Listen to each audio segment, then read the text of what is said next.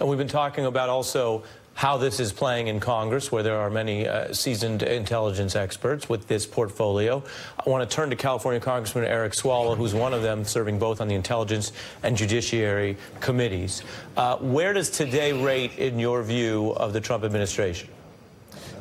Lower than I thought we ever could go, Ari. There may have been an American flag on that stage, but I did not see an American president. I saw two defenders of Russia, and I saw a president whose primary role, his principal responsibility, is to defend the United States, and he sided with Russia. But we're not helpless here in Congress. Our founders gave us an opportunity to stand up and defend the United States. We should do all we can to protect the Mueller investigation and solidify that in law. We should pass an independent commission to take this outside of Congress so the American people can understand what happened. And we should devote every resource possible to address the concern that DNI, Dan Coates, has raised, that our grid and our election systems could be compromised. We can do all of that. I've seen the tweets. I've heard the talk from my Republican colleagues. Talk is cheap. What will you do legislatively? What will you do with your vote? As an intelligence committee member, what was your view of Vladimir Putin today? Donald Trump met with him and then held this public reward, in a way. Barack Obama, as president, declined to hold these kind of joint press conferences. Did you feel that Vladimir Putin looked even-keeled, emboldened, intimidated? What was your view of the way he was representing Russia against the United States?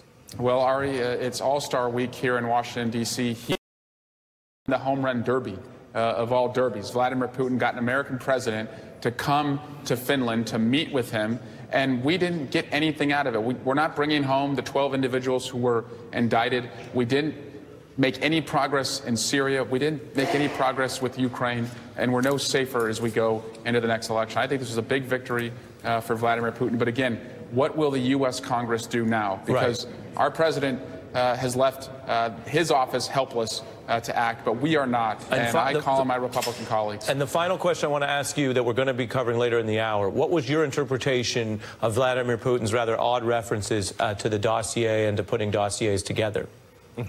He's an intelligence officer, and he knows exactly, what is alleged, what is out there, and he knows what he is guilty of. And the problem is he sees somebody who is completely unwilling to confront him about it, and so he sees nothing but green lights to conduct further operations. And that's what's so terrifying, is we're about 100 days away from the midterm election, and we need to do all we can to protect the ballot box, because Vladimir Putin sees an open road right now, and we need some stoplights.